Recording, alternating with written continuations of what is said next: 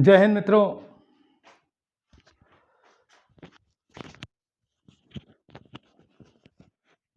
प्रधानमंत्री के राष्ट्रपति से संबंध। प्रधानमंत्री, पीएम एवं राष्ट्रपति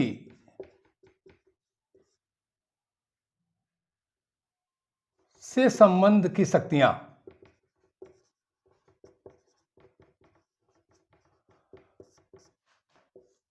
आर्टिकल अनुच्छेद 78 कहता है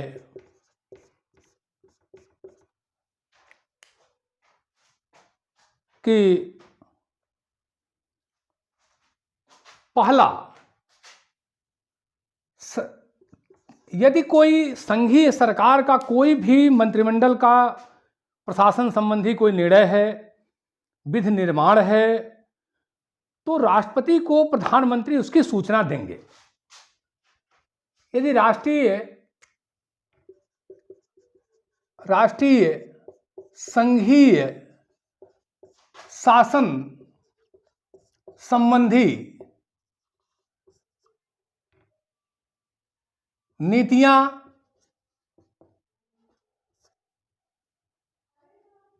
विधि निर्माण के संदर्भ में कोई भी निर्माण के संबंध में सूचना देना।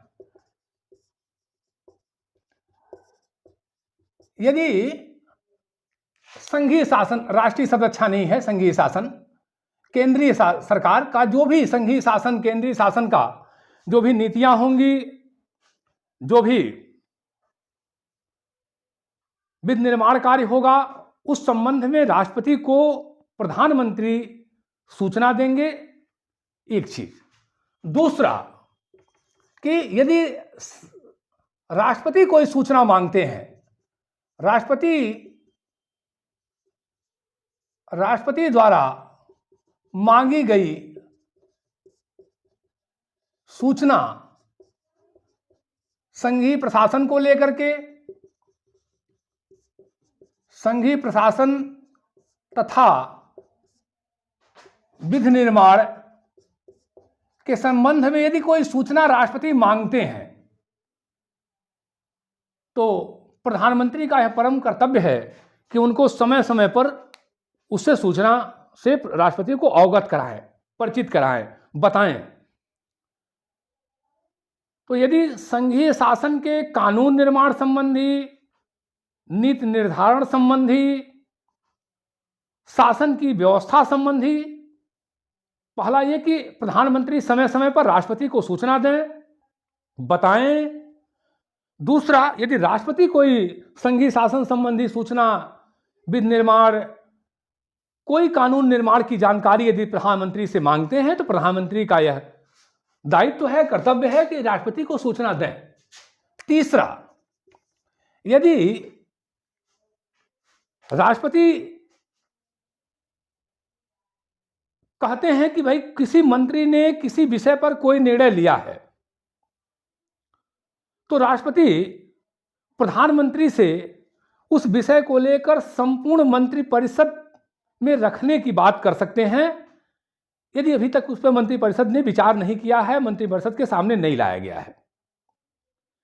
दूसरे शब्दों में कहें कि यदि किसी मंत्री ने किसी विषय पर कोई निर्णय लिया है, कोई निश्चय किया है, और उस पर अभी तक मंत्रिपरिषद ने कोई विचार नहीं किया है, उनके सामने नहीं लाया गया है, मंत्रिपरिषद के संज्ञान में नहीं है, तो राष्ट्रपति प्रधानमंत्री से यह कह सकते हैं कि इस मंत्री द्वारा लिए गए अमुक विषय पर आप इस प्रस्ताव को, इस विषय को, इस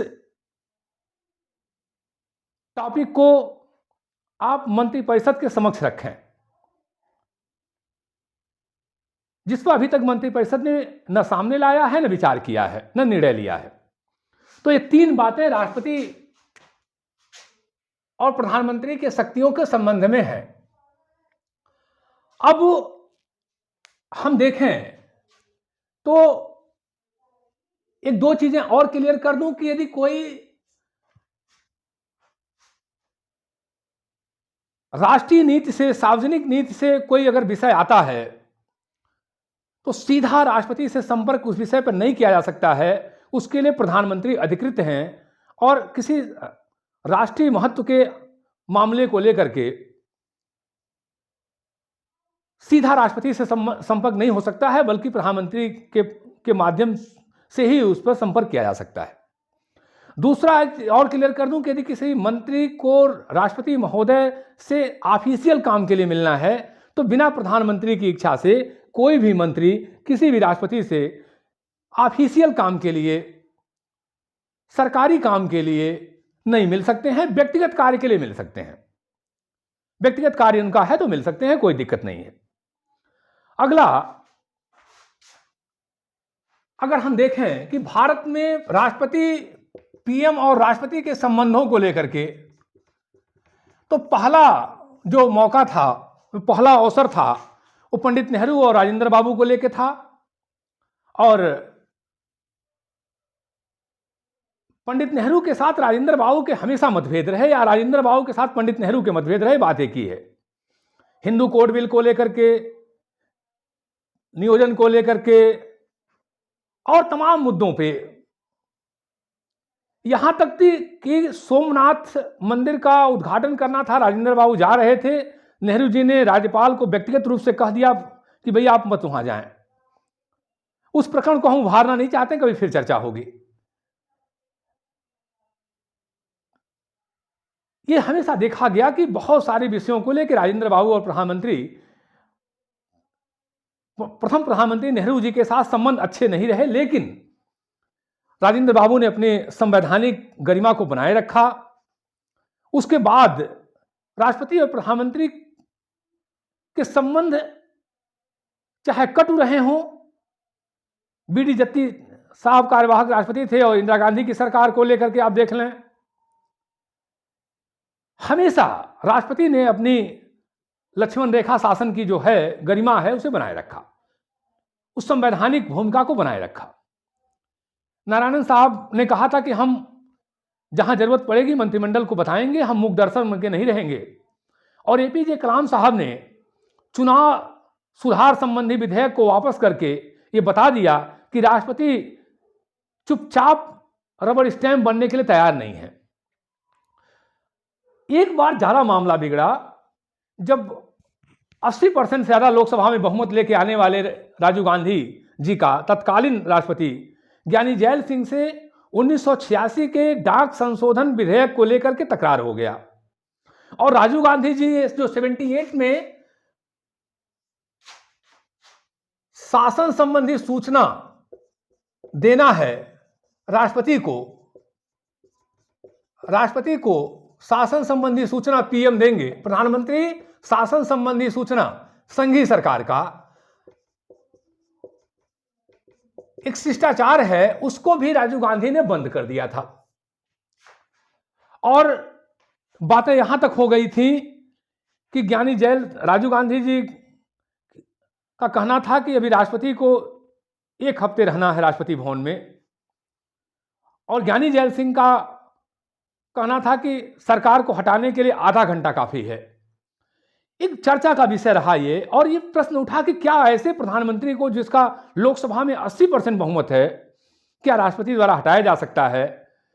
तो हालांकि ऐसा स्थिति आई नहीं, लेकिन जो 78 है ये बहुत महत्वपूर्ण है कि प्रधानमंत्री राष्ट्रपति को संघीय शासन, संघीय सरकार से जो भी सूचना वो मांगेंगे राष्ट्रपति, पीएम उन्हें देगा। इस आधार पे ये अनुच्छेद बड़ा महत्वपूर्ण है। राष्ट्रपति कोई कार्रवाई अगर उसका उल्लंघन करते हैं प्रधानमंत्री तो कर सकते हैं, हालांकि संसदीय गरिमा को बनाए रखते हुए ऐसी कोई अवसर आई नहीं। तो 78 बहुत महत्वपूर्ण है, जिसमें राष्ट्रपति और प्रधानमंत्री का परम कर्तव्य है कि राष्ट्रपति को समय समय पर संघीय शासन के संबंध में सूचना दें, बताएं, जानकारी दें। आगे चल के हम देखें तो वर्तमान प्रधानमंत्री आदरणीय नरेंद्र मोदी जी का कांग्रेस से आए हुए राष्ट्रपति प्रणब मुखर्जी जी के साथ बहुत अच्छे संबंध रहे, और मोदी जी ने सार्वजनिक रूप से कहा कि प्रमोद दादा मेरे गार्जियन की तरह हैं, अभिभावक की तरह हैं, मेरा हर समय मार्गदर्शन करते हैं, मैं उनके प्रति मेरा संबंध बहुत अच्छा है। तो अभी तक भारत के प्रधानमंत्री और राष्ट्रपति का जो संबंध है वो अच्छे रहे हैं। अब अगला है कि आम चुनाव, पीएम का चुनाव, आम चुनाव, प्रधानमंत्री का चुनाव, आम चुनाव, प्रधानमंत्री का चुनाव, प्रधानमंत्री का जो आम चुनाव होता है वो प्रधानमंत्री का चुनाव होता है। हम देखें नेहरू जी के टाइम से लोकसभा चुनाव होता था, नेहरू जी के हाथों को मजबूत करें, इंदिरा जी के समय इंदिरा जी के हाथों को मजबूत करें। 77 में जो इलेक्शन हुआ, इंदिरा जी को लाना है कि नहीं लाना है, जनता ने कहा नहीं लाना है। इंदिरा गांधी के मरने पे जो चुनाव हुआ वो कांग्रेस की सरकार चाहिए कि नहीं चाहिए, जनता ने कहा चाहिए। 89 में जो चुनाव हुआ, कांग्रेस सरकार चाहिए कि नहीं चाहिए, जनता ने कहा नहीं चाहिए, वीपी सिंह जी प्रधानमंत्री बने। पिछला जो लोकसभा चुनाव हुआ और उसके पहले 2014 में कि पुनः तीसरी बार कांग्रेस की सरकार चाहिए कि नहीं चाहिए, जनता ने कहा नहीं चाहिए और नरेंद्र मोदी सरकार को समर्थन दिया। पिछला जो चुनाव हुआ 2019 का लोकसभा का, सिर्फ इतना पूछना था कि नरेंद्र मोदी और उनका सहयोगी गठबंधन चाहिए कि नहीं चाहिए, और जनता ने कहा चाहिए। ये मेरी अपनी व्यक्तिगत राय है। कोई ऐसा जुगाड़ बनता, कोई ऐसा तरीका बनता, कोई ऐसा वैज्ञानिक सिस्टम, टेक्नोलॉजी बनती कि इतने के लिए चुनाव न कराना पड़ता। इतने सिर्फ पूछना है, अगला चुनाव जो होने जा रहा है लोकसभा का 2024 में, सिर्फ इतने पूछना है कि नरेंद्र मोदी जी जो हमारे वर्तमान प्रधानमंत्री हैं, उनका गठबंधन, एनडीए गठबंधन चाहिए कि नहीं चाहिए। जो अब तक सर्वे आ रहे हैं वो निश्चित रूप से कह रहे हैं कि नरेंद्र मोदी जी की सरकार बनने जा रही है। सीट में नहीं बताऊंगा कितना सीट बनेगा, नहीं बनेगा, कितना कम आए अधिक आए उस पर, लेकिन सरकार बननी ही बननी है। तो आम चुनाव प्रधानमंत्री का चुनाव होता है।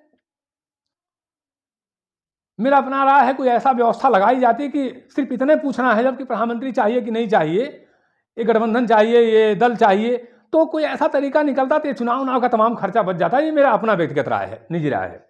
तो आम चुनाव प्रधानमंत्री के चुनाव होते हैं और प्रधानमंत्री के चेहरे पे लड़े जाते हैं, प्रधानमंत्री के दल के चेहरे पे लड़े जाते हैं, उनकी नीतियों पे लड़े जाते हैं और जनता मुहर लगाती है चाहिए कि नहीं चाहिए। इसके साथ साथ प्रधानमंत्री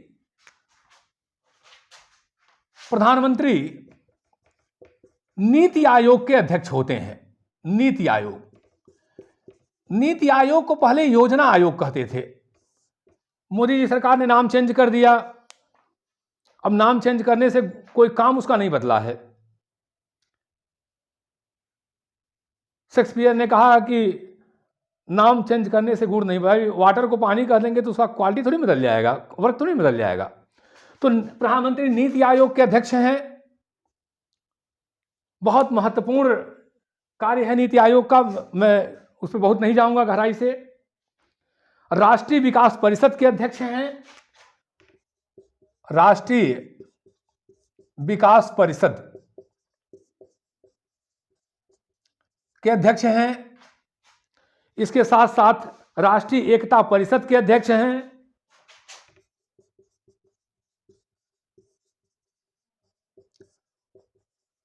अध्यक्ष होते हैं, पदेन अध्यक्ष होते हैं। अंतर्राज्यीय परिषद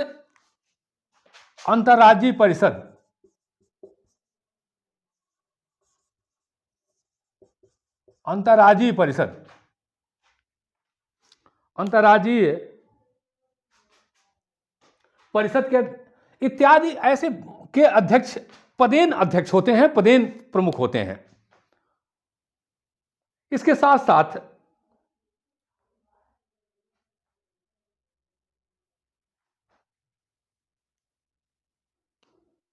प्रधानमंत्री के कृपा की शक्तियां, पीएम के कृपा की शक्तियां हम देखें तो प्रधानमंत्री का बहुत सारी नियुक्तियां देश में करनी होती हैं। दूतों की नियुक्ति, राजदूतों की नियुक्ति, प्रदूतों की नियुक्ति, गवर्नर्स की नियुक्ति। हाई कोर्ट, सुप्रीम कोर्ट में जजेस की नियुक्ति, बहुत सारे संघीय लोक सेवा आयोग अध्यक्ष, सदस्य, बहुत सारी नियुक्तियां, और इतना पावर है नियुक्तियों का। मंत्रियों की नियुक्ति कि बहुत सारे लोग उस पदों को प्राप्त करने के लिए प्रधानमंत्री की कृपा प्राप्त करना चाहते हैं। अभी प्रधानमंत्री का फोन आ जाए कि मिस्टर सतीश दुबे, आपको फलाने जगह का गवर्नर बनाया जा रहा है, फिर क्या पूछना है जीवन में। नींद नहीं आएगी, कहें सर लखनऊ पहुंचिए तो पैदल पहुंच जाएंगे। तो ऐसे प्रधानमंत्री के बहुत बड़ी संख्या में लोग कृपा प्राप्त करना चाहते हैं, आशीर्वाद प्राप्त करना चाहते हैं। उनको नियुक्त करना, उनको पदों से हटाना, कुछ में कुछ प्रोसेस है, लेकिन कुछ में कोई प्रोसेस नहीं है। गवर्नर की नियुक्ति में कौन प्रोसेस है? 35 साल का है, भारत के नागरिक हैं, अपराधी दिवालिया नहीं है, और हो गए अपना। क्या दिक्कत है? ऐसे बहुत सारी नियुक्तियां उनके हाथ में हैं। इस नाते बहुत बड़ी संख्या में लोग उनके कृपा, और बहुत बड़ी नियुक्तियां हैं ऐसी। चुनाव आयोग के अध्यक्ष हैं, उसके सहायक हैं, बहुत सारे पद हैं। लोग उनको पदों को प्राप्त करना चाहते हैं। बहुत सारे बोर्ड हैं, बहुत सारी जिनके अध्यक्ष, उपाध्यक्ष, सदस्यों की नियुक्ति प्रधानमंत्री करते हैं, मंत्रियों की नियुक्ति करते हैं। क्या पूछना है फिर? तो ऐसे में ये बहुत बड़ी पैमाने पे जो नियुक्तियां वो करते हैं, उन नियुक्तियों को पाने वाले लोग उनके कृपा पात्र बना रहना चाहते हैं। अच्छा, हमको प्रधानमंत्री जी अगर गवर्नर बना दें तो हम क्या करेंगे भाई? प्रधानमंत्री जी का ही एकदम बिल्कुल दिन रात भजन कीर्तन। तो ऐसे भारत में बहुत सारी नियुक्तियां हैं। इस नाते उनके कृपा की नियुक्तियां बहुत बड़ी, लोग उनको पद प्राप्त करना चाहते हैं, उनकी बहुत बड़ी शक्तियां हैं। राष्ट्रीय नीति निर्धारक, राष्ट्रीय नीति निर्धारक प्रधानमंत्री राष्ट्रीय नीतियों का निर्धारण करते हैं। निर्धारक राष्ट्रीय नीतियों का निर्धारण करते हैं। देश विदेश की नीतियों के प्रमुख प्रवक्ता होते हैं। चाहे वो देश का मामला हो, विदेश का अंतर्राष्ट्रीय संबंधों का मामला हो, प्रधानमंत्री प्रमुख प्रवक्ता होता है, मेन स्पोक्समैन शासन का। अधिकृत प्रवक्ता होते हैं, उनका निर्णय अंतिम निर्णय माना जाता है। और आपको मालूम है कि संसद वगैरह को लेकर के जो उनका विशेष पावर है, संसद को विघटन करने का, कि संसद को भंग करवाने की सिफारिश करना, ये बहुत बड़ा पावर है। राष्ट्रीय स्तर पे राजनीतिक दलों के नेताओं पर नियंत्रण लगाने का। आज कोई नेता चुनाव में जाना नहीं चाहता, चाहे कितना भी बड़ा हो। मैंने तो बड़े बड़े नेताओं को चुनाव हारते देखा। अजीत सिंह साहब चुनाव हारे। तो ऐसे में जो प्रधानमंत्री राष्ट्रपति से सिफारिश करेंगे कि लोकसभा भंग कर दिया जाए, और राष्ट्रपति महोदय कर देंगे। अब तक 9 बार हो चुका है। ये विभिन्न राजनीतिक दलों के नेताओं पर, उनके प्रतिनिधियों पर, जो पार्लियामेंट मेंबर हैं, बहुत बड़ा, लोकसभा के ऊपर बहुत बड़ा अंकुश लगाने का काम, अपने वर्चस्व को स्थापित करने का काम प्रधानमंत्री करते हैं। मंत्रियों को लेकर जिस मंत्री को चाहेंगे त्यागपत्र देना पड़ेगा, जिसको चाहेंगे रख लेंगे, जिसको चाहेंगे हटा देंगे। और एक चीज और क्लियर कर दूं, यदि प्रधानमंत्री त्यागपत्र दे दें, यदि प्रधानमंत्री ने त्यागपत्र दे दिया तो सारा मंत्रिमंडल खत्म। क्योंकि प्रधानमंत्री मंत्रिमंडल रूपी बारात का दूल्हा है, वो मंत्रिमंडल रूपी टीम का कप्तान है, मंत्रिमंडल रूपी जहाज का चालक है, मेहराब के कुंजी वाला पत्थर है, मेरे गुरुदेव कहा करते थे। तो जब बारात का दूल्हा ही गायब हो जाएगा तो बाराती कोई पूछेगा? तो मंत्रिमंडल रूपी जो बाराती हैं सब बेकार हैं। तो प्रधानमंत्री मंत्रिमंडल रूपी बारात का दूल्हा है। अंदर रहे, बाहर रहे, देश में रहे, विदेश में रहे, फोकस हमेशा उसी पर रहता है। आपने देखा होगा शादी ब्याह में दूल्हा जहां रहता है, कैमरा वाले वहीं फोकस लगाए रहते हैं, लोग घेरे रहते हैं। ये खा लीजिए, ये खा लीजिए, ये पहन लीजिए। हम लोग जाते हैं बारात में, कोई पूछता ही नहीं है, सब दूल्हा के। तो मेरा ये कहना है कि प्रधानमंत्री अंदर हो, बाहर हो, देश में हो, विदेश में हो, सारा फोकस प्रधानमंत्री पे होता है।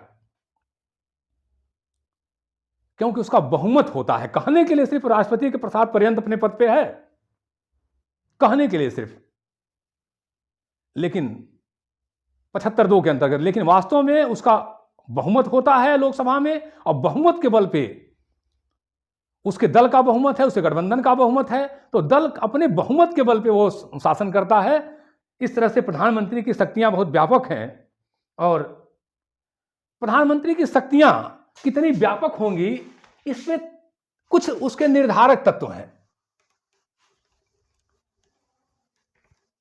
कि प्रधानमंत्री की शक्तियां कितनी व्यापक हो जाएंगी। ये कुछ ऐसी परिस्थितियां हैं, कुछ ऐसे कंडीशन हैं कि जो उसको तय करते हैं। तो मुख्यतः प्रधानमंत्री के 3 स्वरूप हैं, 3 तरह के प्रधानमंत्रियों की बात की जाती है, और उनको निर्धारित करने वाले तत्व क्या हैं। तो पहले मैं लिख दूं कि 3 तरह का है। पहला कि लॉर्ड मार्ले ने कहा है कि वह समकक्षों में प्रथम है। लॉर्ड मार्ले, अगर प्रधानमंत्री सामान्य स्तर का है तो समकक्षों में प्रथम है, समकक्षों में प्रथम, भाइयों में बड़े भाई की तरह है, फर्स्ट एमंग ऑल, पहला। यदि सामान्य स्तर का है, सामान्य स्तर, यदि विशेष स्तर का है, विशेष स्तर का है, sir William Harcourt, sir William Harcourt ने कहा है कि नक्षत्रों में चंद्रमा है, नक्षत्रों में चंद्रमा,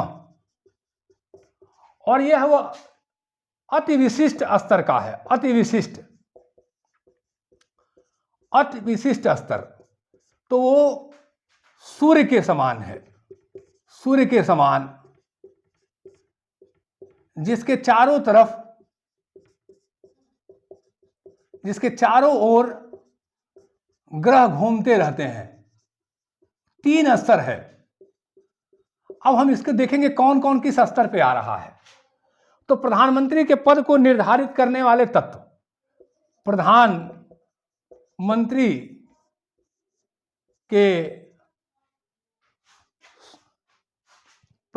के पद के निर्धारण करने वाले तत्व,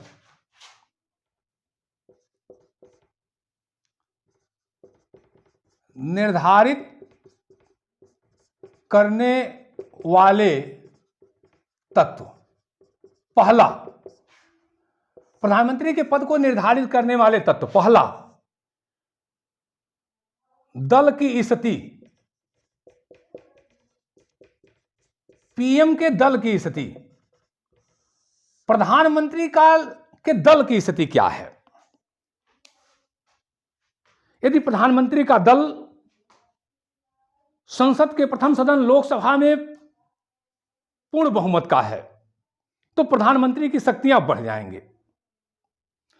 यदि प्रधानमंत्री गठबंधन है